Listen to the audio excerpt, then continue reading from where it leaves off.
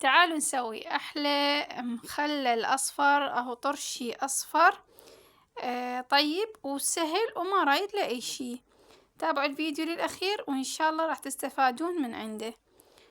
وهسه راح نبدي. السلام عليكم ورحمة الله وبركاته. قبل لا نبدي نصلي على محمد وآل محمد. هنا اللي نحتاجه جزر أو فلفل حار والماس وقرنبيط ولهانة وشنو الخضار الموجود عندكم تقدرون تضيفونه ما عدا الشوندر. ما نضيف الشوندر لأن هذا طرشي أصفر أو مخلل أصفر. هنا نحتاج ملح خشن وبهارات مال الطرشي عند العطار موجودة. وهنا ثوم جبل ينطي ريحة كلش حلوة، أحلى من الريحة أو أقوى من الريحة مالت الثوم العادي، فريحته كلش حلوة. وهنا صبغ لوزينة موجودة عند العطار. وهنا كزبرة ناشفة ما مطحونة أو مطحونة ماكو أي إشكال، وكركم وكاري. وإذا تحبون تضيفون شوية من الكمون المطحون. هسه كلهن غسلناهن وقطعناهن بهذا الشكل أو الشكل اللي انتم يعجبكم ماكو أي إشكال. نجيب لنا طاسة عميقة أو جدر عميق أو أي شي عميق نخلي بيه خاشوقة من الكركم، ونخلي خاشوقة من الكزبرة. طبعا حسب القياس نريد نسوي، تبدون تسوون أقل تخلون خاشوقة مالت كوب، وإذا أقل شوي هنا شوي هنا خاشوقة مالت شي حسب. أنا مع مقدار تقريبا 4 كيلوات من الخضار تقريبا. فراح أحتاج هذن القياس تقريبا، يعني من كل شي خاشوقة أكل، كزبرة وكركم وكاري. ونحتاج بهارات مالت طرشي، وإذا ما موجود خلوه خاشوقة مالت كمون مطحون. من كل شي خاشوقة. واللوزينة نخلي تقريبا نص خاشوقة من اللوزينة حسب اللون اللي انتم تردونه. تردون أقل صبغ وتقللون الصبغ، تردون أكثر صبغ يعني هذا، وحسب القياس اللي موجود عندكم. أنا القياس تقريبا ما يقارب 4 كيلوات، ما وزنته بس يعني حسب يعني عينك ميزانك 4 كيلوات تقريبا. طبعا لكل كيلو من الخضار نخلي خاشوقتين ملح خشن، هذا يصير الملوحة مالته معتدلة. وإذا تحبونه مالح كلش نخلي لكل كيلو من الخضار 3 خواشيق من الملح الخشن. إذا تردونه يصير مالح كلش، بس إذا ملح عادي طبيعي نخلي لكل كيلو خاشوقتين من الملح الخشن. أنا بالبيت رادوه مالح لأن أنا مسوية طرشي ثاني الطعم مالته معتدل، فخليت خاشوقتين بس هنا رادوه مالح. فالكل كيلو من الخضار خليت خاشوقتين من الملح الخشن، والكل كيلو من الخضار لتر من الماي. هنا ما يقارب تقريبا لتر 5 قلاصات ماي ممتلئ أو 5 ونص أو 6 قلاصات ماكو أي إشكال. هنا خليت الثوم الجبل غسلته زين وخليته، وراح أخلي قلاصين من الخل الأبيض. طبعا هاي الخل الأبيض مو كلش مركز يعني زين طبيعي. هاي الدبات تجي وطبيعي مو مثل هذاك البطالة الزجاجية يكون كلش مركز، فهذا يكون طبيعي، هذا المتواجد بالسوق. فخليته كل زين، ولازم ضروري نخلطه كل زين حتى الملح يذوب. هاي الخطوة كلش مهمة حتى الملح يذوب.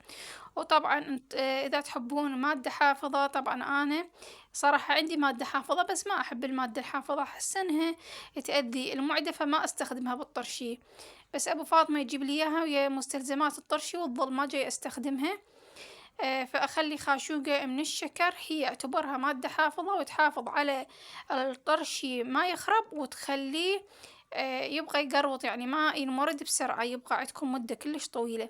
هسه تسوونه وتخلونه رمضان لأن ما بقى شي على رمضان، بشهر الثاني إن شاء الله رمضان.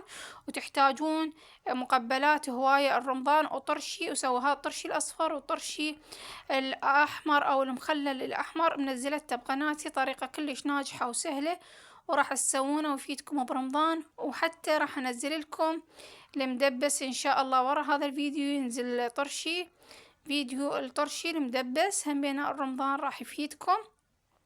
ونبدي نجهز من هسه رمضان، نفرز ونسوي الطرشي ونسوي هواي شغلات تفيدنا برمضان. حتى برمضان انه احنا نتفرغ للعبادات. وتعرفون برمضان هواية يصير الشغل مضاعف علينا، سحور وفطور سناكات ورا الفطور، فهواية يعني يصير تعب ونقرأ قرآن وصلاة وعبادة، وغير إنه نطلع ويجونا القرايب، فما عدنا وقت، فمن هسه نجهز كل الأشياء اللي نحتاجها. هنا أنا خليته كله غطسته الخضار كله بهذا الشكل، قلت لكم تقصصونه بالطريقة اللي يعجبكم، لا تتقيدون بأي قص، المهم انتم غسلتوه كله زين وخليتوا الماي مالته يطيح قبل لا نخليه هنا حتى لا يخرب. ومناك على صفحة شنو مسوين احنا غاسلين الدبة بخل أبيض حتى من نخلي هاي المواد ما يخرب عندنا، ونقصص الكرفس ينطي نكهة كلش حلوة إذا متواجد عندكم، إذا ما متواجد ماكو أي إشكال. وهنا نقصصها بهذا الشكل حتى نخليه هو الطرشي يبقى عندكم تقريبا 7 أيام خارج الثلاجة بعدين من يستوي. إذا مطبخكم ما بيه برودة هاليد تخلونه بمكان بارد، وأهم شي تكون المرأة طاهرة من تسويه أو الشخص طاهر من يسويه، حتى يبقى الطرشي كلش حساس.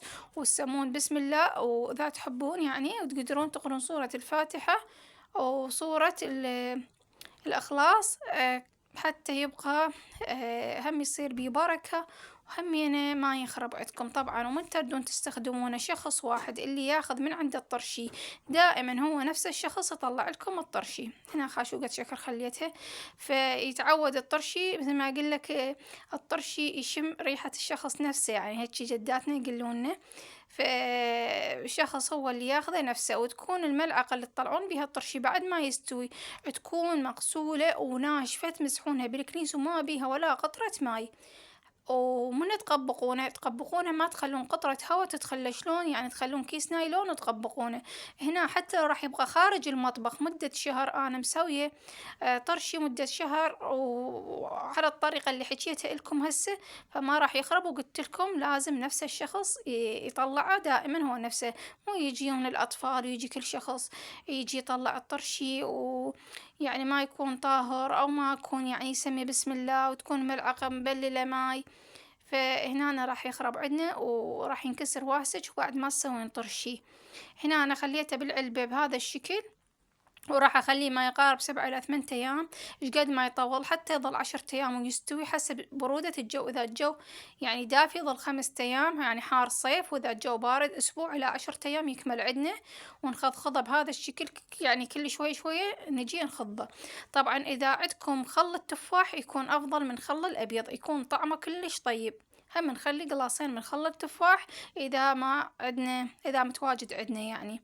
وإذا ما متواجد خل الأبيض، أنا ما متواجد عندي خل الأبيض سويتها بخل الأبيض. خليته وإجيت له بعد تقريبا أسبوع أو 8 أيام وصار بهذا الشكل. أتمنى ينال إعجابكم، ولا تنسون اللايك والاشتراك وتفعيل الجرس. اللي هنا أنا أحب أنوعكم، إن شاء الله نلتقي بفيديو جديد، واستودعكم الله ومع السلامة.